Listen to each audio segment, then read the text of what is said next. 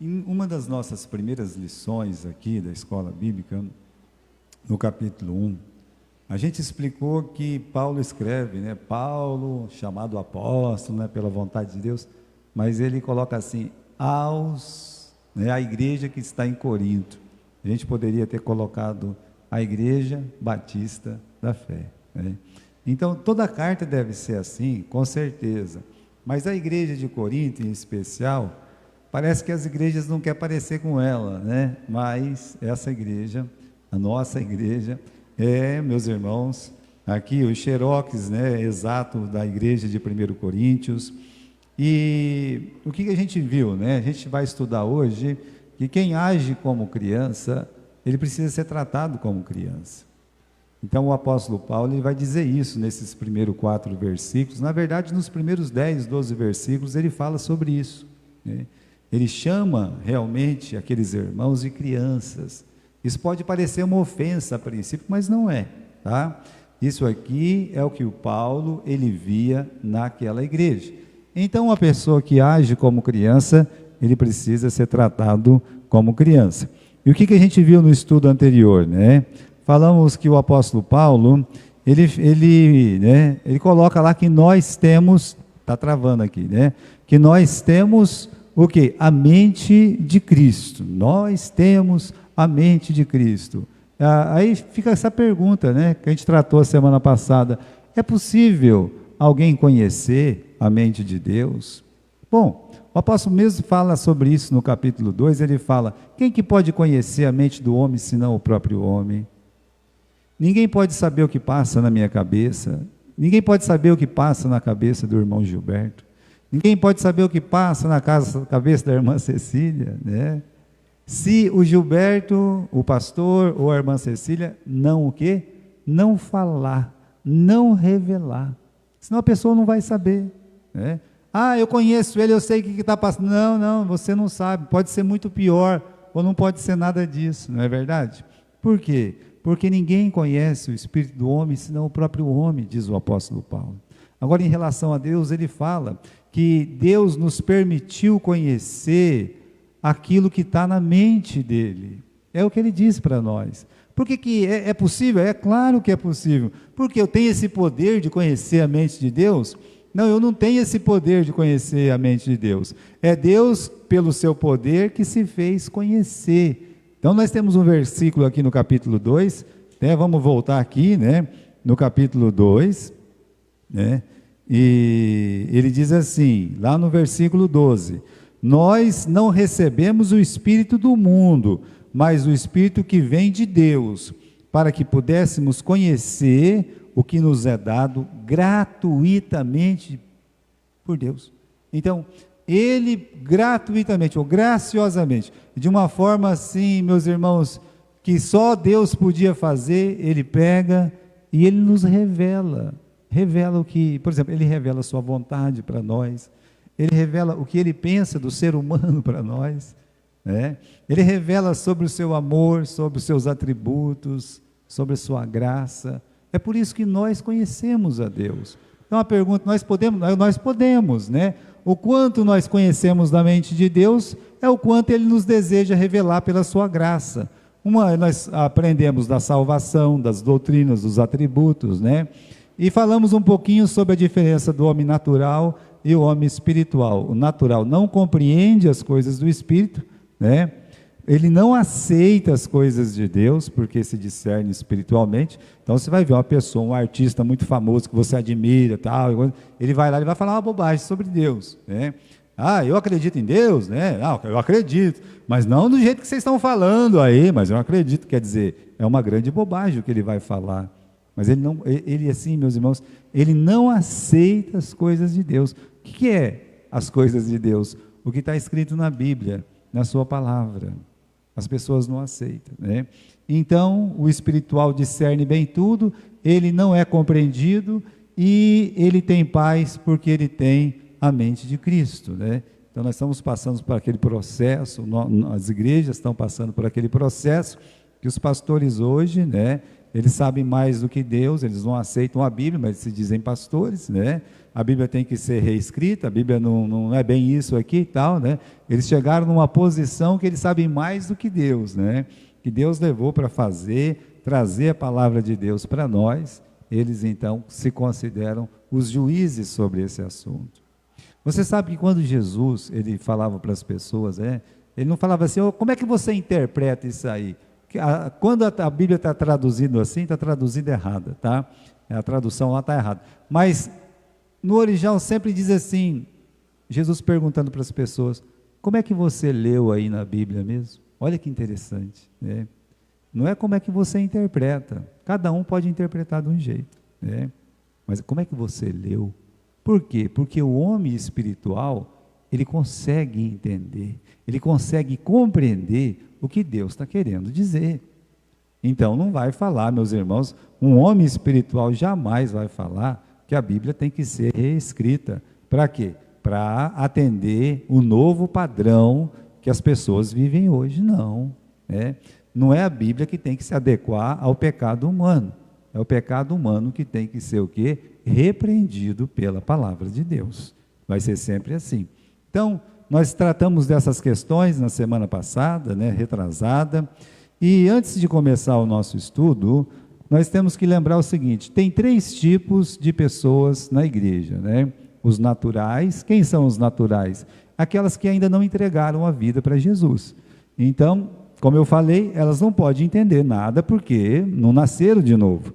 Existe os crentes carnais, existe isso? Existe, O apóstolo Paulo está dizendo aqui no capítulo 3, é o que nós vamos falar, É o crente maturo, ele não quer crescer, veja só, não é que ele não cresce, ele não quer crescer, é diferente. Ele pode crescer sim, Eles estão inclinados a obedecer à vontade da carne e não à vontade do Espírito, por isso eles agem na carne. Então não é que, essa pessoa não vai crescer nunca, não, ele pode crescer. Pergunta é, ele quer crescer? Não, ele não quer crescer, então ele vai continuar na carne. E existem os crentes espirituais, Estão inclinados a obedecer o Espírito e não a carne, Assim como o crente carnal, ele também luta para fazer a vontade de Deus, mas em vez de permitir que a carne domine, ele faz o quê? Ele permite que o Espírito Santo possa dominá-lo. Então, tem esses 3 tipos de pessoas, O que não é crente, o que é crente não quer crescer, e o que é crente está crescendo, tá certo? E depois, uma outra coisa interessante também dentro da igreja, é que eles apresentam 3 tipos de crescimento que o apóstolo Paulo menciona aí, tá certo? Quais são os 3 níveis de crescimento? É um bebê, correto? Uma pessoa que acabou de se converter, ele é um bebê. Você pode falar, pode ser uma pessoa que veio lá, um mestre de uma faculdade, Vamos dizer que é um doutor, professor da USP, ele pode ser o que for. Ele pode ser a pessoa mais importante dessa cidade. Acabou de se converter, ele é o quê? Ele é um bebê. Não interessa. Acabou de se converter, a Bíblia chama de recém-convertido. É uma pessoa que acabou de nascer de novo, Ela precisa crescer, desenvolver, precisa comer, aprender a comer, aprender a falar, aprender a andar, aprender a fazer escolha. Essas coisas, meus irmãos, é para qualquer um. É para a nossa criança da escola dominical, nós temos a sala que é da irmã Carmen, que a Lara, que é o recém-convertidos, não é? Agora, só tem criança lá, pastor? Só tem criança, mas se jogar um adulto, vai fazer o quê? Se um adulto se converter e ir para a classe do recém-convertido, está errado? Não, não está errado. Por que não está errado? Porque ele acabou de nascer de novo. Então, ele precisa aprender a comer, se alimentar espiritualmente da palavra, a fazer suas escolhas espirituais, E existem os jovens. No livro de 1 João, no capítulo 2, versículo 14 e 15, até eu gostaria que você fosse comigo lá. Vamos lá. Em 1 João, capítulo 2, e do versículo 14 até o versículo 15. O apóstolo João, ele fala desses 3 níveis de crescimento dos irmãos dentro de uma igreja. Até, meus irmãos, no versículo 12, ele fala assim: filhinhos, eu vos escrevo porque pelo nome de Jesus os seus pecados foram perdoados. Esse aqui é o novo convertido. O novo convertido, o filhinho, aquele que nasceu de novo, ele é chamado de filhinho, mas ele tem uma vantagem grande, né? Ele já venceu não, né? Pelo sangue de Jesus, o pecado deles foi o quê? Foi perdoado. E são os filhinhos, eles aprendem que eles foram perdoados dos seus pecados por Jesus Cristo. Aí o apóstolo continua, né? No versículo 13: Pais, eu vos escrevo porque conheceste aquele que é desde o princípio, e jovens, eu vos escrevo porque venceste o maligno. Eu vos escrevo, filhos, porque conheceste o Pai. Eu vos escrevo, Pai, porque já conheceste aquele que é desde o princípio. E eu vos escrevi, jovens, porque vocês são fortes, e a palavra de Deus está em vós, e vocês já venceram o maligno. Então veja só, os jovens, eles são fortes, são pessoas que estão aprendendo a palavra de Deus. Não importa a idade, não é porque é jovem, não é porque é a idade dos nossos meninos que estão fazendo rota agora, né? O Caio, o Daniel, a Elô, a Maria Lídia, não é isso, né? Pode ser um jovem espiritual, ele aceitou Cristo e já está estudando a Bíblia, ele está se fortalecendo, então ele é um jovem, né? Ele está lá, ó, a palavra de Deus está em vós e já venceste o maligno. Para esses jovens e até para os pais e as criancinhas, tem o conselho no versículo 15: não ameis o mundo, nem o que no mundo há, né? Porque quem ama o mundo, o amor do Pai não está nele. Isso é um bom conselho para os jovens, sabe? É um desafio para quem entregou a vida para Jesus, que está aprendendo sobre a palavra de Deus. O desafio grande é ele continuar crescendo. O desafio é ele vencer o maligno. O desafio grande é ele não amar o mundo. Isso, meus irmãos, não é fácil. E aí tem os adultos, que são os pais. Eles tiveram uma vitória sobre o maligno, o pecado, o mundo, quer dizer, eles estão crescendo e eles podem ajudar os jovens e as crianças. Então existem pessoas na igreja que são maduros mesmo, e essas pessoas maduras, você vai pegar, por exemplo, tem uma pessoa que nem a Mariazinha na igreja, não é verdade? Essa é uma mãe, ela é chamada de uma mãe espiritual. É um adulto espiritual. Então você olha para ela, ela está sempre ajudando os jovens, ela está sempre ajudando as criancinhas que acabaram de nascer. Por quê? Porque, meus irmãos, ela tem um conhecimento do Pai, conforme está falando aqui em 1 João. Então esses 3 níveis de crescimento espiritual, ele existe na igreja. Então vamos voltar lá no nosso capítulo 3 e versículo 1. Como é que começa aí? Diz assim: irmãos, eu não vos pude falar como a espirituais, mas como a carnais. De repente você tem uma pessoa lá, ela tem 40 anos, ela tem 50 anos, ela tem 60 anos, ela tem 70 anos, pode ser, né? E aí alguém olha e fala: olha, você está agindo como se fosse uma criança. Ou chega alguém, né, que é bem mais nova do que ela, olha e fala assim: ei, que criancice é essa aí, né? Fala assim para a pessoa. Opa, né? Então, o que isso significa, né? Que alguém chamou a outra de criança, e um adulto, quando ele é chamado de criança, ele se ofende, tá? Agora, irmãos, existem crentes que, como essas crianças grandes, elas não querem crescer. É aquilo que a gente falou. Tem pessoa que ela não quer crescer, parece uma criança, né? Olha, tem gente, o adulto mesmo, sabe, irmão? O adulto que não quer crescer é um adulto birrento, é um adulto manhoso, é aquela pessoa que, sabe, egoísta. Estou mentindo? Que tem pessoas assim, que são grandes, já são até de idade, são até idosas, né? Mas elas não crescem nunca, elas não querem crescer. Então, aqui, meus irmãos, o sinônimo para eles é carnais, né? É um bebê egoísta, birrento, briguento, quando contrariado começa a chorar e faz bico, né? A gente tolera as criancinhas, não tolera? Um bebezinho faz bico, não sei o quê. A gente não tolera? Não tem que tolerar quando é assim? A mesma coisa dentro da igreja. Nós vamos encontrar os nossos bebês o tempo todo. nós vamos os irmãos, né? Mas faz 10 anos que está na igreja, faz 20 anos, faz 30 anos, mas você vai encontrar, olha, o egoísta, birrento, briguento, e se contrariar ele, ele chora e faz bico, né? Sai batendo o pé, se esconde pelos cantos. Não é uma criança? É o que o apóstolo Paulo está chamando aqui. Ó. Eu não pude falar com vocês, como vocês fossem grandes, espirituais. Vocês são carnais ainda, né? Agiam como criança e tem que ser tratado assim, né? É assim, meus irmãos. No meio dos irmãos aí de Corintos, olha o que o apóstolo Paulo fala aqui no capítulo 3, no versículo 3. Ele fala, vocês são carnais, né? São carnais ainda, por quê? Porque tem inveja, tem contendas, tem dissensões. Depois a gente fala um pouquinho mais sobre isso. Mas eram características de criancice, característica de egoísmo. Eu sou de Paulo, eu sou de Apolo. Isso é uma característica de quem não cresceu espiritualmente. Então Paulo está dizendo aqui no versículo 1, olha, eu não vos pude falar como a espirituais, mas como a carnais.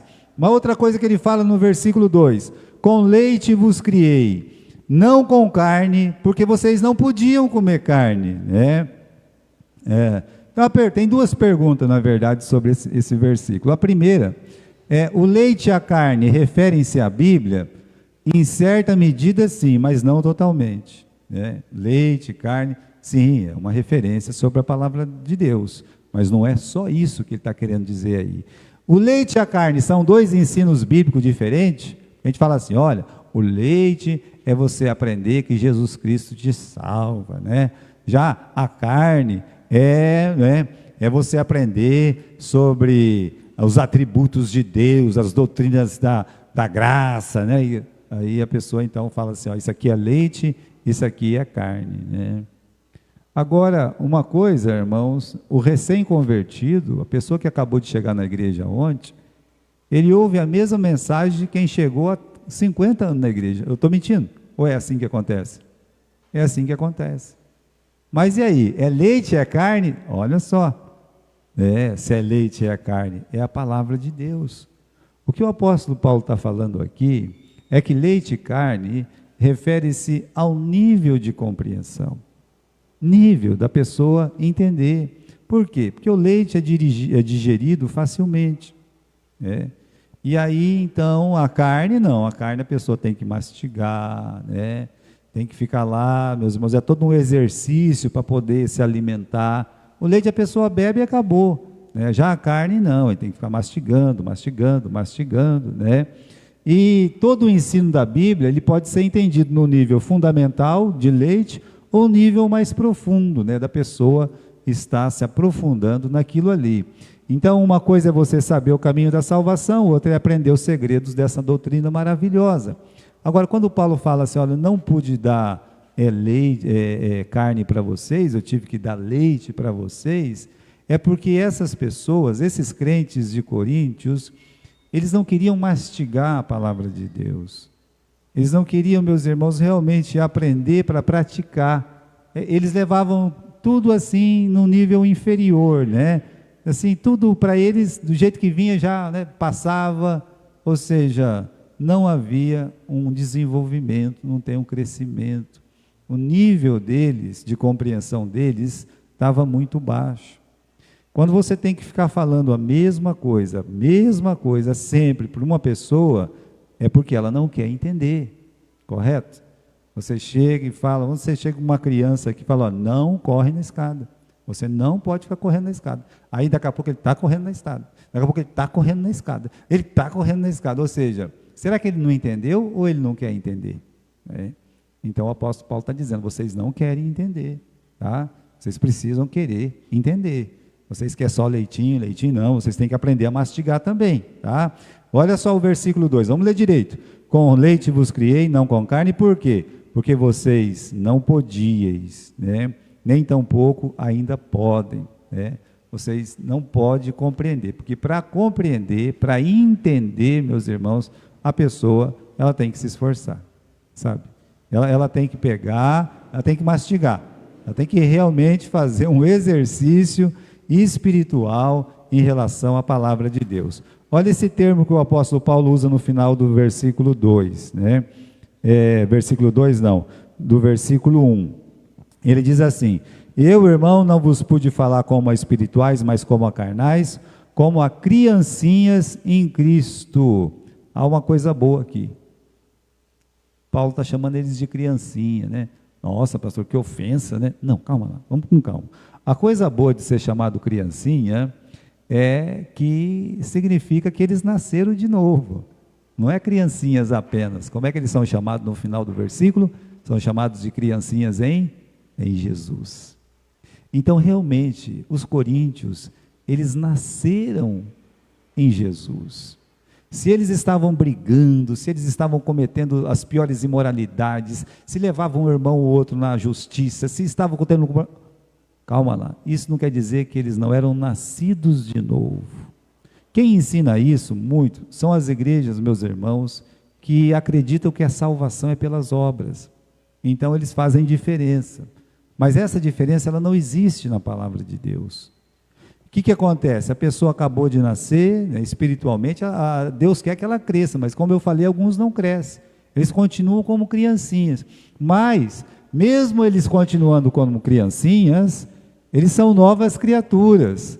Não teriam sido chamados de criancinhas se eles não fossem nascidos do Espírito Santo.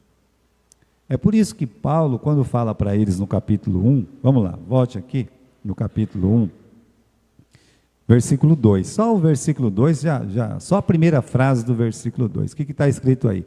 1 Coríntios, capítulo 1, versículo 2, para quem que Paulo está escrevendo? A igreja, correto? É isso mesmo que está escrito aí? É a igreja. Essa igreja é de quem? É do diabo? Essa igreja é do homem? Ou essa igreja é de Deus? De quem que é essa igreja? De Deus. Essa igreja é de Deus. Os filhos desta igreja são filhos de Deus. Então Paulo está dizendo, olha, vocês são criancinhas, vocês nasceram de novo. Agora, esse é o lado bom, né? Eu sou gerado pelo Espírito Santo. Qual que é o lado ruim? É que não cresceram, né? Não pode comer carne, né? Então, como Jesus ensinou, devemos ser criança na malícia, mas não no entendimento. Não é ruim ser criança é bom, mas viver eternamente como uma criança, né? Então, olha o que fala em Efésios 4,14. Não sejamos crianças, levados por todo vento de doutrina, transformados em joguetes nas mãos dos homens, mas cresçamos dia a dia. Então, a gente não pode ser um joguete na mão dos homens dentro da igreja. Cada um tem que ter o seu crescimento espiritual para discernir bem as coisas. O que é de Deus e o que não é de Deus, né? A vontade de Deus na vida dele, o seu crescimento espiritual. Então o adulto pensa nessas coisas. Um bom adulto mesmo, ele vai fazer alguma coisa, ele pensa. Um bom adulto, ele vai comprar alguma coisa, ele pensa. É isso que Deus espera, o nosso crescimento espiritual, para não ficar um bebê eterno, né? Ninguém quer uma criança que não cresce, meus irmãos. Ninguém quer. Às vezes a gente vê crianças que nascem com anomalia, né? E aí eles ficam lá no berço, mas será que essa era a vontade do pai, era a vontade da mãe que eles ficassem dentro do berço? Não, pastor, não era, né? Qual que era a vontade? Num desenvolvimento normal, um crescimento espiritual normal. É isso que a gente quer dos cristãos, é o que Deus deseja, meus irmãos, de cada um de nós. Não, aí o apóstolo Paulo fala, né, no versículo 2, né? Versículo 2 não, versículo 3, ainda sois carnais. Olha a frase que é usada no tempo presente, né? Ainda sois carnais. O que isso quer dizer, né? Que além deles não ter crescido, eles estavam agindo como pessoas descrentes, né? Não houve amadurecimento. Eles estavam praticando os velhos hábitos, né? Olha, se eles não foram vencidos, eles afetam a vida pessoal, a vida na igreja e a vida fora da igreja. Esse é o problema do crente que não cresce. Ele afeta a si próprio, ele afeta a sua família e ele afeta a sua família cristã. Por quê? Porque não houve o crescimento. Aí, meus irmãos, um detalhe interessante, né? Um cristão que não cresce, ele vai fazer uma dessas três coisas. ele vai desistir de ir na igreja, não quero mais saber, coisa e tal, né, da igreja, vou ficar aqui no mundo mesmo. Ele vai ficar mais no mundo do que no meio dos irmãos, ele até vem para a igreja, mas ele fica mais no mundo, né? Ou ele vai estar atacando dentro da igreja outros irmãos, ele está sempre em briga, em contenda, em confusão. Ele está mostrando a sua imaturidade, né? Então está lá, sempre se agalfinhando, né, com um e com o outro. Aí, meus irmãos, Paulo mostra a evidência de que eles eram carnais. Aonde que está isso? Versículo 3, ainda são carnais. Qual é a evidência? Aí ele fala, né? Porque, havendo entre vós, ele menciona 3 coisas. Ele menciona a inveja, tá? As contendas, as dissensões. Não sois porventuras carnais, e não andais segundo os homens, porque dizendo, eu sou de Paulo, e eu sou o outro, eu sou de Apolo, porventura não sois carnais. Então tem a prova. Qual que é a prova? Inveja, briga, dissensão, ou seja, inveja, contendas são disputas e dissensões são facções. Quando você vai em Gálatas, quando você começa a estudar o capítulo 5 do livro de Gálatas, você vê os frutos da carne. E nos frutos da carne vai aparecer essas 3 coisas: inveja, disputa, facções. Por isso que Paulo está falando assim, olha, eu estou vendo a igreja cheia de disputa, de briga, de contenda. Então, é uma igreja que está na carnalidade, estão vivendo como carnais. Porque, meus irmãos, é o que a palavra ensina, o que é os frutos da carne e o que é os frutos do Espírito. Fruto do Espírito, meus irmãos, amor, alegria, paz, bondade, benignidade, mansidão, domínio próprio. Então, veja como é diferente de inveja, de disputa, de facções, né? Então, a inveja leva os irmãos de uma igreja a ficar disputando uns com os outros. Eu lembro que o pastor Steve, a gente foi em São Paulo e tinha lá algumas igrejas, era uma igreja grande que a gente foi, né? E aí, assim, tinha mais ou menos umas 7, 8 igrejas reunidas para a despedida desse missionário do Brasil. Então era o último culto dele, né, como missionário aqui no Brasil. Então, algumas igrejas que foram organizadas por ele, né, estavam representadas ali. Curiosamente, estava a primeira igreja que ele organizou e a segunda igreja que ele organizou. A primeira foi organizada em 1957, então como isso aconteceu no ano de 2002, você imagine que aquela igreja já tinha quase 50 anos. 2 anos seguintes era uma outra igreja, então são 2 igrejas antigas, correto? Aí, meus irmãos, ele olhou para os 2 pastores, que um estava de um lado, o outro estava do outro da igreja, sabe? Um não conseguia olhar para a cara do outro de jeito nenhum, um povo aqui, um povo ali, né? Nós estamos de mal de vocês, e nós estamos de mal de vocês também, né? Mas aí ele contou uma história, né? Que no primeiro ministério dele, ele chegou e alguém chegou e disse assim, pastor, o senhor é uma pessoa jovem, tudo, né? Eu estou aqui já há mais tempo, mas essa igreja ela está completamente dividida. Ah, é? Dividida por quê, né? É por causa do piano, pastor, né? Mas um piano pode dividir uma igreja? É porque são 2 famílias muito antigas nessa igreja, e quando, cada semana, um descendente da tal família, ele toca. Então, vai tocar, né? Por exemplo, a filha da família Souza vai tocar hoje. Ninguém da família Silva cantava. Simplesmente isso. Não cantava, né? E quando era o representante da família Silva que ia cantar, ninguém representante da família Souza cantava. E aí, tanto o Silva quanto o Souza tinham o quê? Os seus simpatizantes dentro da igreja, lá nos Estados Unidos. Então a igreja estava de que jeito? Completamente dividida. Então esse irmão não falou mal, falou assim, olha, infelizmente o senhor está assumindo uma igreja que ela está completamente dividida. Então ele disse, a minha primeira providência foi o quê? Fechar o piano, pegar a chave, colocar no bolso, e ele disse, a partir de hoje, ninguém mais vai tocar o piano. Porque se o piano está dividindo a igreja, isso aqui não é uma bênção, isso aqui é uma maldição dentro da casa de Deus. O pastor estava errado? Aí, meus irmãos, as duas lados olhando assim, né? Por que que os dois grupos se dividiram? Né? Um membro saiu daqui, foi para lá, e nós não aceitávamos, porque ele foi excluído daqui, foi para lá. Então nós não vamos conversar mais. Ficou assim, e 30 anos sem uma igreja conversar com a outra, um pastor. Irmãos, a inveja leva irmãos a disputarem uns com os outros. Essas disputas levam a facções, ou seja, a ter grupinhos lutando uns contra os outros dentro da igreja. Imagine numa igreja pequena como a nossa, é possível ter grupinho? Se é possível ter grupinho, né? Quem que vai fazer a coisa hoje? É o fulano. Então eu não vou, né? Mas por que você não vai? Eu não gosto daquela pessoa, né? Isso já começa a formar um grupo, uma facção, né? Olha, como é gostoso citar as pessoas... Quem que vai não interessa quem vai tocar, não interessa quem vai fazer a comida, não interessa, é a igreja que está reunida, é o corpo de Jesus Cristo que vai estar reunido.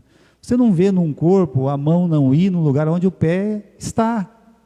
O pé foi para a festa, a mão não gosta, não vai, a mão não vai, se o pé quiser ir, vai, a mão não vai, né? Então o apóstolo Paulo, aqui mesmo no livro de Coríntios, no capítulo 12, ele vai explicar que a igreja é como se fosse um corpo, não pode a mão estar num lugar e o pé estar no outro, porque é infantilidade, é imaturidade, é criancice.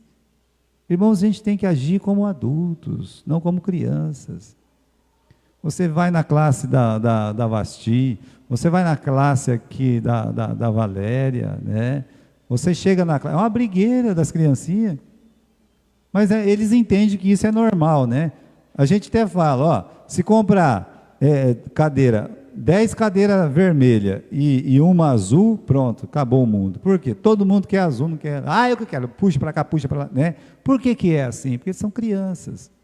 Mas os professores entendem que, sendo crianças, pode ser tratado assim, né? Não faz isso, não, neném, não, segura aqui, né? Leva para lá, né? Graças a Deus consegui segurar, né? Mas no outro domingo estão ali, estão juntos e vão brigar de novo pela idade. Mas são crianças. Agir na igreja como criança, sempre do mesmo jeito, sempre com birra, sempre com meus irmãos, né? Paulo chamou esse comportamento de andar segundo os homens. Estavam andando igual aos descrentes. Ninguém ia conseguir ser pastor da igreja de Coríntios. Olha aí o versículo 4. Dá uma olhada no versículo 4. Eu sou de Paulo, eu sou de Apolo. Mas calma lá, nós falamos sobre isso há umas 4, 5 semanas atrás. Eu sou de Paulo, eu sou de Apolo, né? E a gente pensa que a pessoa era de Jesus, né? A gente pensava que era de Jesus. Não, eu sou de fulano, eu sou de... Não, eu pensava mesmo que você era de Jesus Cristo. Então, irmãos, essa é a evidência que o apóstolo Paulo mostra para nós.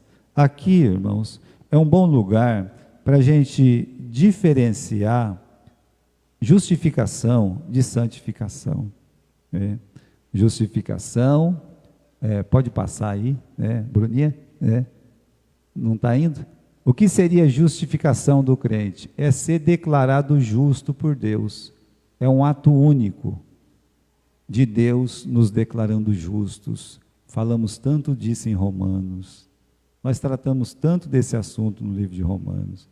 Então, você entregando a sua vida para Jesus, Deus te declara justo. Olha, vamos lá naquele versículo que nós falamos muito sobre ele, que é Romanos, tá? No capítulo 3, versículo 21. Mas agora se manifestou sem a lei a justiça de Deus, tendo o testemunho da lei e dos profetas, de toda a palavra. Isto é, a justiça de Deus pela fé em Jesus Cristo, para todos e sobre todos os que creem, não há diferença. Justiça de Deus pela fé em Jesus Cristo. Então, quando você entregou sua vida a Jesus Cristo, você foi declarado justo por Deus. Isso é um ato único. Isso aí, meus irmãos, Deus olha para você quando você entrega a sua vida a Jesus, e vai dizer: você está justificado. Acabou. Justificado, o que é isso? Nós falamos muito sobre isso no livro de Romanos. É Deus não achar culpa eterna em você. É Deus olhar e dizer assim: olha, eu estou vendo o sangue de Jesus, eu não estou vendo o seu pecado. Isso é declaração de justiça de Deus, mas é um ato único. Ele faz isso no momento que você crê em Cristo. Deus vê nossos pecados lavados no sangue de Jesus. Agora, o que é a santificação do crente? É aquilo que flui da justificação, né? Não é um evento único, é um processo. Essa é a diferença de justificação para santificação, né?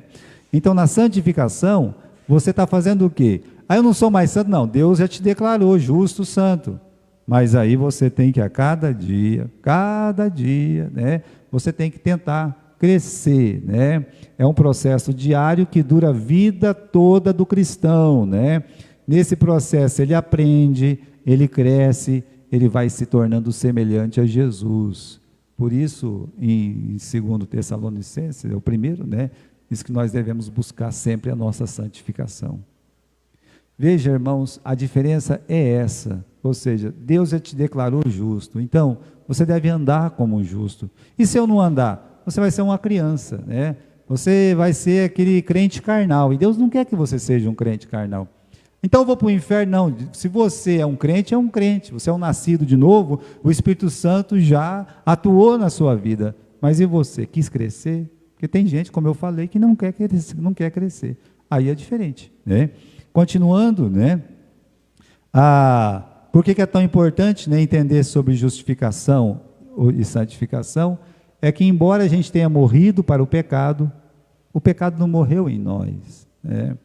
Lá em Londrina, uma pessoa muito amável, um pastor maravilhoso, né? Ele iniciou uma doutrina que separou a igreja dele da Convenção Batista. Ele começou a pregar que o crente não peca mais, né? E aí batia no teclado, usando lá 1 João, né? Ele se separou de todos por conta disso. Antes de morrer, ele se refez dessa palavra. Veja, irmãos, o pecado, ele não reina como antes, mas ainda ele permanece. O que isso significa? Que você tem uma batalha todos os dias na sua vida. Todos os dias você tem uma batalha espiritual, né? Carne contra o espírito.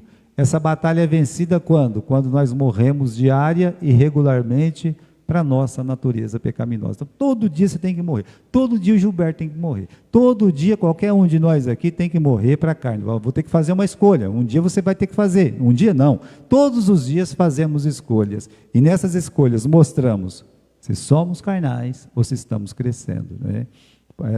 Por isso que é importante entender justificação e santificação. Mesmo justificados por Deus, podemos pecar, ou seja, agir como não salvos. Mesmo pregando o amor de Jesus, é possível que um dia peguemos a espada e vamos cortar a orelha de alguém, né? Não é assim que aconteceu com Pedro?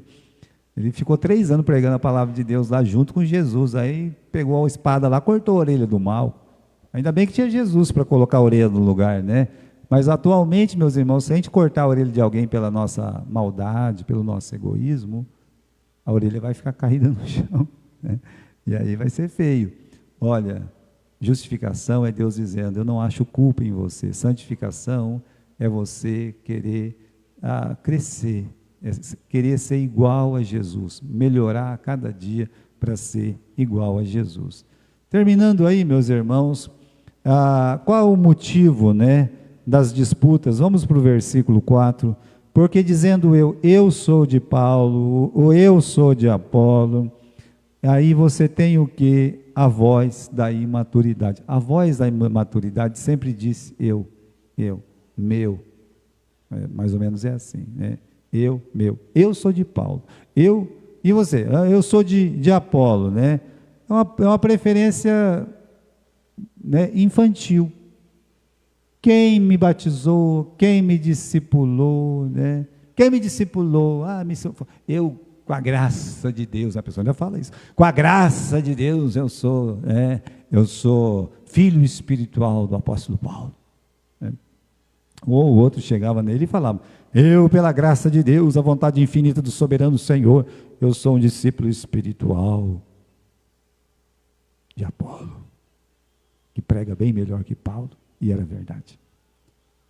Mas isso fez alguma diferença? Fez. Para melhor? Não, para pior. Porque eles, em vez de dizer que eles era de fulano ou beltrano, eles se esqueceram que Cristo era o mestre de todos. Deviam servir a Cristo e não a líderes locais. Então, se eu sirvo a Cristo, eu não sirvo o pastor, eu sirvo a Cristo. É a Ele que eu vou servir. Então, vou servir com amor, vou servir com reverência, vou servir em crescimento espiritual, porque a voz da imaturidade sempre começa com eu.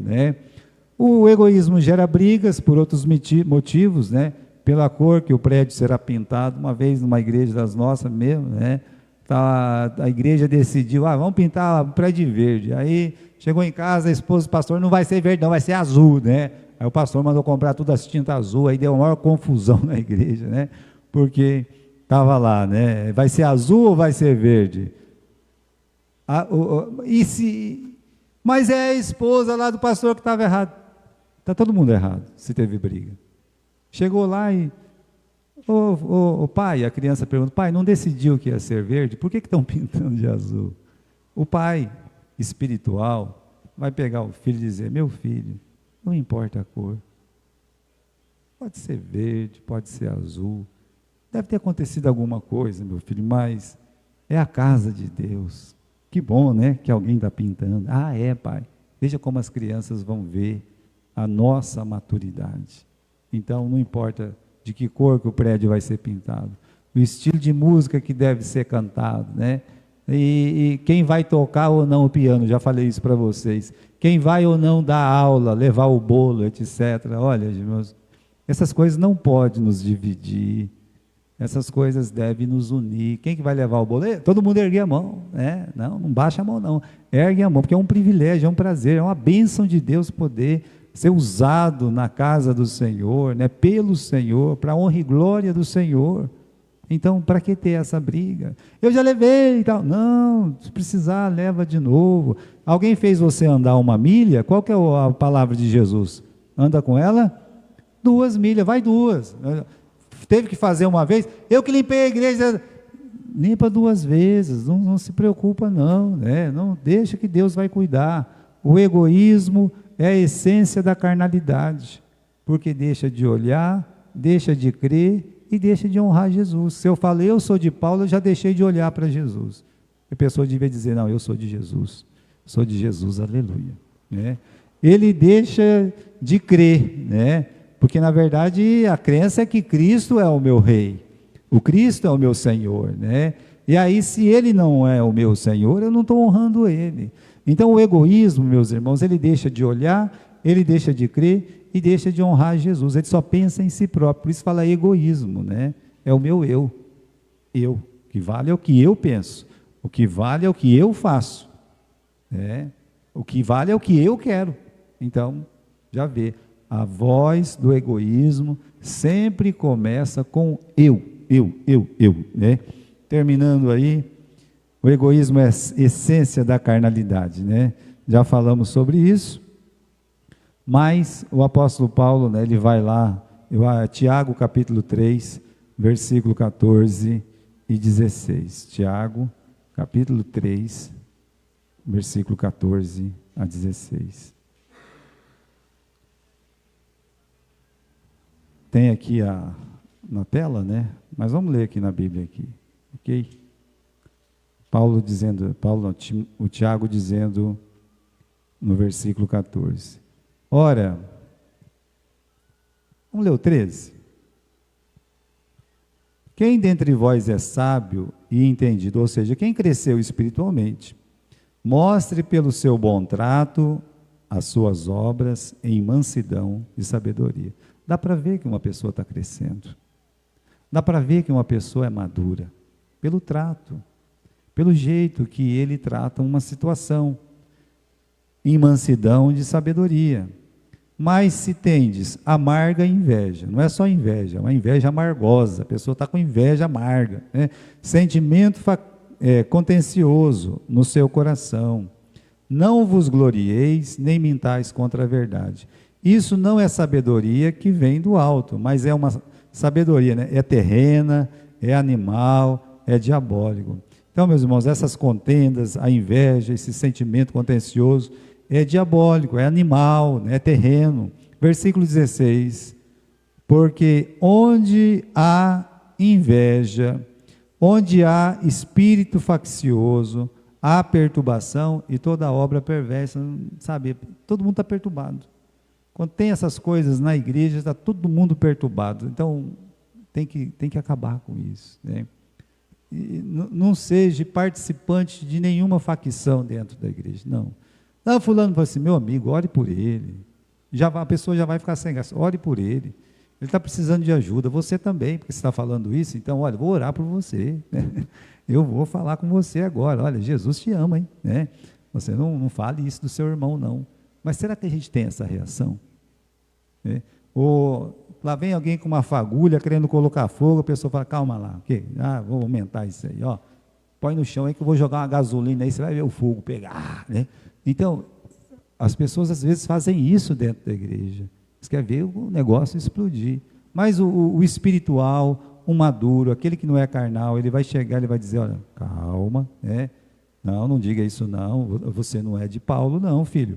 Você não é do Apolo não. Você é de Jesus, né?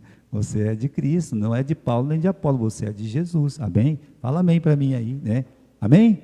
Amém, pronto, está resolvido o problema. Versículo 17, mas a sabedoria que do alto vem é primeiramente pura, depois pacífica, moderada, tratável, cheia de misericórdia, de bons frutos, sem divisão, sem hipocrisia. Está vendo? Então, essa é a sabedoria que vai vir do alto. Mesmo o nosso comportamento, o nosso falar, o trato com os outros irmãos, dentro e fora da igreja, é muito importante. Isso revela maturidade ou imaturidade cristã, né? Invejas, contendas, dissensões, eu sou de Paulo, eu sou de Apolo, era a evidência da criancice, da imaturidade da igreja de Corinto, e pode ser a nossa. Eu disse no começo, né? Então agora eu vou repetir. Vamos ler lá. Vamos voltar para 1 Coríntios. Só que eu quero que você volte lá no capítulo 1. Tá? Lá no capítulo 1, versículo 1, diz assim: Paulo, chamado apóstolo de Jesus Cristo pela vontade de Deus, e o irmão Sóstenes, à igreja de Deus que está em Marília. Tá? Então é assim que nós vamos tratar esse livro de 1 Coríntios do começo ao fim. Eu falei para vocês que ele é um livro muito pesado, né? Ele bate mesmo. A mão dele é pesada. Mas a Igreja Batista da Fé em Marília. Então essa carta é para nós e nós vamos passar o ano estudando ela, se Deus permitir, né? Eu acredito que vamos ter no mínimo 50 estudos em 1 Coríntios, mas importantes. Por quê? Porque ela realmente trata toda a nossa natureza carnal, querendo nos transformar à imagem e à semelhança de Jesus Cristo. Amém?